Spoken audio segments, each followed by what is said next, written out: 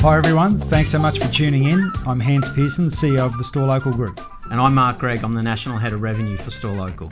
In light of recent events, we thought we'd get some experts from all around the globe to share their experiences and give us something to take away and apply it into our businesses over the coming days and weeks. We're really excited, so let's get into it. So hi Rennie, how you going? Thanks so much for taking the time to join us on our self-storage discussion in the middle of the COVID-19 crisis. And I wanted to firstly thank you so much for taking the time to join us, but also give you an opportunity you're in the UK in London. It's 9 o'clock in the morning over there. You're in the middle of a bit of a shutdown situation. I guess I just would mind if you would mind introducing yourself and just letting us know how you've been spending the last few days of your week and what you're managing on a day-to-day basis in your capacity. All right, so I basically run the Self-Storage Association in the UK, but I also run the Federation of European Self-Storage Associations. So my time's basically split between the UK and Europe. Now, obviously, I'm not travelling between the UK and Europe at the moment. And like you said, the UK, while technically not on lockdown, the UK closed basically all its retail stores, gyms, places of worship, all that kind of stuff this week. And everybody's been pretty much encouraged to work from home, if they possibly can. So hence here I am, working from home and talking to you from home. And I've spent most of my week on webinars and Zoom links and all the rest of it with various people across Europe. So I am dealing with self-storage operators, including Italy, which was probably the first place to go into lockdown, through Sweden, Ireland, all over Europe. And each country is in various stages of restrictions in mobility and various stages in terms of their businesses and where they're at. So my day is spent a lot on Zoom meetings like this. I think the whole world is on Zoom, aren't they? So Rennie, you've got a pretty unique perspective, I'd have to say. You've obviously been quite a prominent player here in the Australian New Zealand market, and you now got a view right across Europe. Would you mind just sharing some of the experiences that you've seen, how some of the trading trends have been, and any stories from the front line that you might be able to share with the audience? Sure. Yeah. Look, the trading experiences have been quite of interesting. Italy being the first market in Europe that kind of went into lockdown was very much business as usual right up to the lockdown point. And even when they started doing the lockdown, they kind of had an influx of move-ins with people kind of, potentially businesses shutting down or whatever else, needing places to put their stuff and all the rest of it. So even with the first week of lockdown in Italy, the businesses themselves actually had quite a good week. And it was really only after that first week, as we kind of went into the second week, that the kind of move-ins and move-outs even kind of dropped off. We're fortunate enough that so far all across Europe, self-storage businesses have been allowed to remain open, even in the Lombardy region now, which has probably got the strictest lockdown, and Spain, which is also really locked down at the moment. Self-storage has been allowed to remain open because we've basically campaigned to say that we provide storage to a whole lot of people, and some of those people are essential workers, some of those people are healthcare workers, some of them are in the food supply chains. So we need to make sure those customers have still got access to their goods.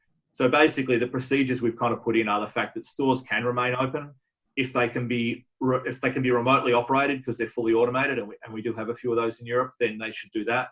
If they do have to have staff in the store, then basically it's one staff per store, one staff member per store, that you close the reception or office area and basically have the staff member in there.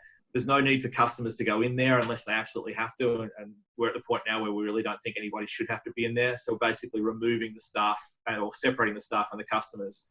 So the staff member can manage the store, customers can come in, they can use their access codes and whatever. The staff member can still go through the cleaning regimes and do all the maintenance and all the rest of it, but we're separating the staff and the people. And like I said, with even in the UK, so the UK this week has gone into a semi-lockdown situation where they've basically closed all the retail stores and gyms and places like that, and have asked people not to travel unless they have to. So they haven't actually locked it down as far as what we have found is that we've actually, again, even in the UK, we've had a bit of a run on move-ins this week because, for instance, we've got a whole lot of Polish workers that are no longer working, and they put all their stuff into storage and then trying to drive back to Poland to their home countries and things like that. We did have a bit of a run on move-outs, so I think probably most UK operators are slightly net down this week because I think people kind of prepared for this. They've seen what's happened in some of the other countries, and some people were kind of moving out beforehand to get their goods out before it got locked down. But again, we've been communicating that even during the lockdown, customers with essential goods can get their goods out and move forward. So, I think kind of going into the lockdown, it was very much business as usual. I think the first week or so of lockdown is a little bit frantic, and there's a fair bit of activity. But after about a week of lockdown, it certainly seems to kind of quieten down, and it's just the essential services so forth that they're accessing their goods. Of course, in terms of trading, it's good in the respect that, okay, you're not going to have too many move-ins and you're not going to have too many move-outs, so you're going to retain your customers. But of course, we are now getting customers kind of contacting stores saying, well, I was due to move out today and I can't, so therefore I'm not going to pay my bill anymore because, I would have moved my goods out if I could, but I can't because we're in a lockdown or in a mobility restriction or something like that. And obviously, we're also getting other people saying, well, hey, look, I'm out of work now, or my business is closed, and, and I can't pay my bill. So, we can see that when this crisis finishes, we are going to get a fairly significant number of move-outs, and we are going to have a fairly significant number of customers that are unable to pay their bill. Now, in the case of Italy, for instance, the two major operators in Italy have already basically decided that people that were due to move out during the lockdown will get a 50% reduction in their storage fee after their alleged move-out date, so to speak, and they're kind of dealing with it that way. Obviously, every business is dealing with it in different ways. Some businesses are probably a little bit more cashed up and a bit more liquid to be able to be a bit more flexible in terms of offering deals, while others that might be on leasehold properties and things like that have obviously got other factors to consider. But it is going to be definitely a challenging time coming out of this. I always used to say when I was kind of talking about the self-storage industry that, we never lose 10% of our customers all at once. It just never, ever happens. There's always this kind of progression. And even in the last recessions, we could kind of see these things coming. And, yes, we had some move outs and we had some net move outs, but it happened over a period of kind of months, and you can prepare for that. I do kind of think when we come out of this, if nothing else, you're going to have all the customers that were due to move out in the 1 month, 2 months, however long this goes on for, kind of moving out, and you are going to have a large number of customers that are potentially unable to pay their bills. So that's going to be a real challenge for the industry at the end of this. So really what we're kind of advising our members is that they certainly probably shouldn't be putting prices up or anything like that, but they should still be invoicing their customers because they need to get a bit of a handle on those that are paying and those that aren't, and can prepare for that at the other side. A fascinating time, and how on earth do we forecast this? How on earth do we plan for it? It's such a challenge. So the trading is I agree, the Australian experience, and we're certainly finding at Store Local, it's been a really positive March, and inquiries are good, move-ins are up, trade debtors have actually come down. So it's been really encouraging, but we know that no one will be untouched by this situation, and it may be that we do get a rush of move outs. So in anticipation of that, have you seen any trend of marketing tactics? You mentioned some discounts for people that were due to move out but were unable to move out due to a lockdown. You seeing any particular marketing strategy pivot from your members that you can share with the audience? Yeah, I think a lot of them are starting to think about how they're going to manage this kind of exit strategy. And I think many of them are considering kind of giving people, say, a month's free storage or something like that when this kind of shuts down, when the shutdown finishes, to kind of encourage people to stay that little bit longer and, get their head above water before potentially kind of pulling their stuff out. But it's just so early, and it's going to depend a lot on how long this goes on for, because that's the thing. If it only goes on for 4 or 8 weeks, then, it's probably not going to be quite so bad. And operators are probably not going to have to kind of get too caught up in discounting and holiday extensions and all this kind of stuff. But if this thing goes for 3 months or, even 4 months, as some people are kind of saying it might, then that's going to be a very different picture. And the other thing is it's very different country to country as well, because the UK, for instance, has put out a very generous rescue package, which basically guarantees every employee 80% of their wage, up to £2,500 a month. So, you know, that's pretty much given employers the comfort to say, well, okay, if I put my staff off, at least they're going to get 80% of their wage. And that £2,500 a month is not the minimum wage. That's actually the median wage for the UK. So the government have put a very generous package out. And they're also talking about announcing something today in terms of self-employed, because that's been the kind of people that have fallen through the cracks. So the UK government is throwing an awful lot of money at this and doing an awful lot of supports to try and keep the economy stable on the other side. While you go to other markets where the government don't kind of have that level of capital reserves and you know, are not in a financial position, and you know, Spain, for example, and there's a lot more concern there that on the other side of this, you know, this scenario, there's going to be an awful lot of businesses that are out of business. There's going to be an awful lot of employees out of business, and government haven't got the deep pockets to be able to fund that kind of aid program that potentially France, Germany, and the UK can do. So, you know, we are going to see, certainly going to see some sort of recessionary environment. How deep it is it remains to be seen. But you know, we know self-storage has an upside during recessions as well. We know that, you know, people that are downsizing will move in. We know that, you know, we get a surge in e-businesses and things like that. You know, the people that are using storage now have come in at this point in time and still going to keep using it. So it's not all doom and gloom. And you'd certainly rather be in self-storage than a whole lot of other industries in hotels or retail or anything like that. So, you know, I think self-storage operators should consider themselves fortunate where they are, but they also should be planning to say, okay, you know, we need to factor in that the next, you know, 6, 7, 8 months are going to be quite tough. And we need to be preparing for that. And again, particularly those properties that have got leaseholds and things like that, where they've got ongoing costs or high debt to equity in their mortgages and things like that. You know, they need to be pretty careful, because the cash flow is going to be potentially okay during the lockdown, although you're probably going to get some people that are going to stop paying their bill during the lockdown, but it's certainly going to be interesting on the other side. Absolutely. And we talk about the other side. Have you got any comment or what are you thinking about some changes that this sharp shock might create to our industry? Every time a crisis like this has come along through history, there's been technological change, innovation that's been caused by it. How do you see that applying to our industry? We're already seeing a lot of 100% contactless move-ins. People are more rapidly moving to auto direct debit, where they might have still been accepting cash in the past. I don't know, in some of our stores, we still have customers come in with checks and cash, and that's just how they run their life. So at the moment, in the middle of a crisis, we're going to be happy to accept cash and checks.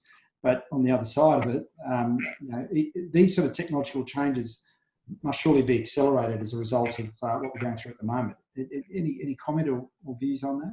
Yeah, it's really interesting, because at the European conference we had in London in October last year, there was one of the big themes of that was the whole automation debate about whether, you know, you should go fully automated, and you know, and we do have fully automated stores in Europe. Particularly in the Scandic countries, where, you know, they don't have staff on site, everything's done online. They've got Bluetooth access or QR codes or proxy card access or whatever they've got, and the whole system is done online. Some people are using the kind of kiosks. Some people are using video links to head offices, where you walk into the store and you get a big video screen and talk to the people there. And that debate was quite vigorous during October, when life was good. But now, you know, we are certainly seeing the people that were kind of going down that path have just ramped up incredibly, so that they can run their stores remotely during this period. Other people that are in development stages are now kind of pulling their plans back and looking at them, going, "Oh, okay, can we put automation into this?" You know, certainly the direct debits and all this kind of online payment systems, you know, are crucial at a time like this, because, you know, your customers aren't coming in to pay. So, you know, if you're in a lockdown situation, your customers normally come in and pay in the store, then how are those customers going to pay? And are they going to have a legitimate gripe for not paying? If you've got almost all your customers on a direct debit setup or a contactless or a recurring card payment or something like that, then, you know, that money is still coming into your bank account. So, that's a much better place to be. So I have no doubt that on the other side of this, we are going to see a stronger push towards automation. We're going to see a stronger push towards, cashless payments, automated payments, that kind of thing. And I think we're going to see, more push towards kind of automated systems in terms of payment systems as well. So that, so customers pay online and it comes out of their account or their card, regularly. I think it'll also probably look at the role the staff play within the store as well. Because that's the other thing we're kind of seeing over here is the fact that automation, particularly if you've got multiple stores, automation allows you to potentially kind of have more focused staff. So you've got a sales team and you've got an accounts management team. That team might only be 1 or 2 people, but rather than having one store manager who kind of sells the product, chases the debt, cleans the unit out, does all of it, we're now kind of seeing staff groups that are kind of saying, okay, well, we've got our sales team, we've got our accounts management team, we've got our maintenance team, and people get to do more specialised roles, and potentially do those things better than having a kind of all-rounder that has to do a little bit of everything. So I think the industry will definitely change out of this. But is it going to change massively? Probably not. It's still a fairly simple industry. It's still real estate based. These things will continue, and I do genuinely believe there will still be a strong demand for self-storage on the other side of this. It's just going to be a different demand, and the challenge is going to be that short term when this situation kind of resolves itself. The 3 or 6 or so months probably after that are going to be the toughest, but then we'll settle down to a new normal of some sort. Are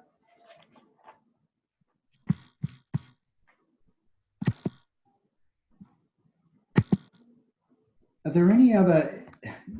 One of the questions I wanted to ask was just around for operators, because our audience will be operators who are large groups, medium, and some small groups, and clearly our sector is still quite disaggregated.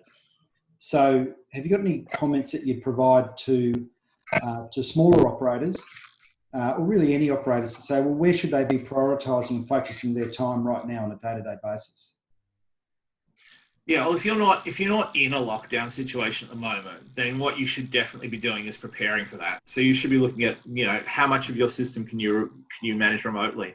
At the very least, you need to have a full list of your customers that you can access outside the store, whether that be on cloud or backed up to your home or wherever it is, because these things happen quickly. The mistake the Italians made was they told everybody they were going to go to a lockdown 2 days before they did, and then everybody just started moving around, and it was a complete disaster. So, what we've learned is that when the government make these decisions, they tend to make them at 5 o'clock at night to be enacted at midnight. So you are possibly going to go home from your business, get some announcement, and then not be able to go back, or have some restrictions about going back. So you need to make sure, number one, you've got a plan. Are you going to close, or are you going to stay open? If you are going to stay open, how are you going to manage your store? How much of it can you do remotely? You need to brief your staff in advance so they know when the government come out and say, hey, you've got to close all your businesses, that self-storage is probably not going to be affected by that. And yes, they still have to go to work and have the system for that. So if you've normally got 2 staff in your store, basically brief your staff in advance to say, okay, if we go into a lockdown, and unless I tell you otherwise, this is the procedure, and this person will come in, and this, and be completely prepared for that, because it will happen quickly. Yeah, and make sure, like I said, make sure you can manage as much of your storage as you can remotely. And if you do close your store, also think about the fact that you still have customers' goods in there, and you have to keep that secure. So at the very least, you need to make sure that there's signage on the outside of your store that has emergency contacts. So if somebody wants to get in, they've got a number to call you to try and work out how they can manage that. But also, how are you maintaining the security? Can you still see your CCTV cameras remotely?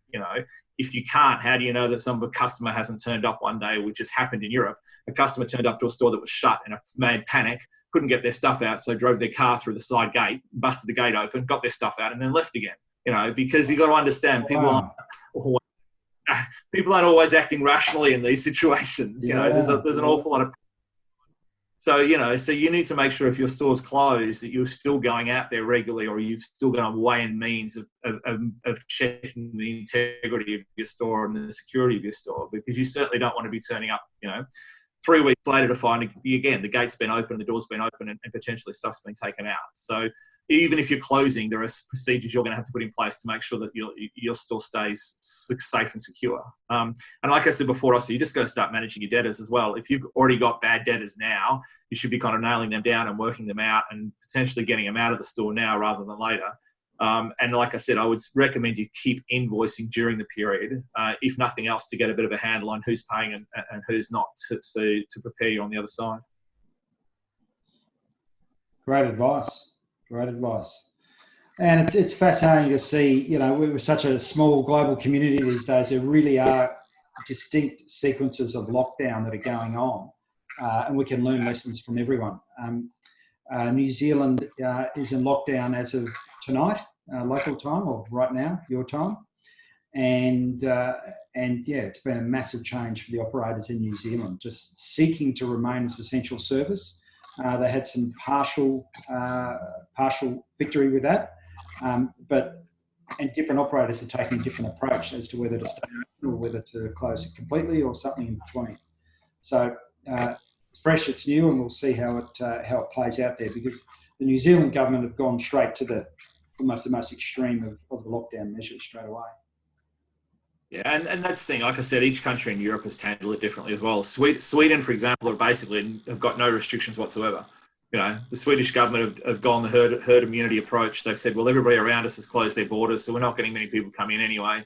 And they believe, they're putting confidence in their health system and believe that they can kind of get their way through it, and think that it's better to kind of get through it quickly than essentially flatten the curve and go on forever and suffer the economic impact for that, and also the mental health issues, because there's a lot of debate going on over here at the moment about, you know, lockdowns and how effective they are, and what the long-term impact for people are, particularly in terms of mental health and the economy, obviously. So, yeah, it's a tough decision for governments to handle. And our experience over here is that most countries have not kind of done what New Zealand's done. They've progressively phased these things in. So you talk about lockdown, but it's a very generic term, and there's not many places in Europe that I would say are in full lockdown, with the exceptions probably, you know, some places in Spain and in Italy. Most of them have got mobility restrictions, but there's exceptions for these businesses, and exceptions for transport, and exceptions for this, and all the rest of it. And they tend to be more focused around large groups of people. So they say that you can't go out with more than 5 people, or can't go out with more than 2 people. And let's be fair, it's not hard to self-segregate within a self-storage facility. You know, we don't have large groups of people. You know, it's a very easy business to manage people 2 meters apart. So, yeah, you need to kind of focus on that side of it if you want to stay open. Yeah, awesome. Well, Rennie, I won't keep you. I'm sure you've got a very, very busy day there, days and nights, I've got no doubt. And I just want to again thank you for taking the time to talk to us. It's been greatly valuable. Your experiences there are really insightful, so thank you.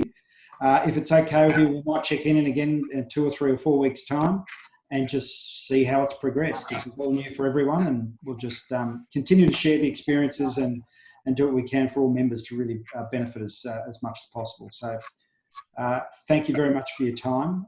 Is there anything else that you wanted to say to finish? No, look, I think it's good that we share these things. I think it's good that we learn from the countries that have kind of have been through it first as much as we possibly can. And yeah, like I said, I just say to all you guys out there that are possibly not quite as far down the virus curve as we are over here, that just prepare for it as much as you can, because, you know, the preparation is going to make it a lot easier for you when it all happens. Awesome. Rennie, thanks so much. I really appreciate it. It's great to meet you over the Zoom, and have a wonderful day.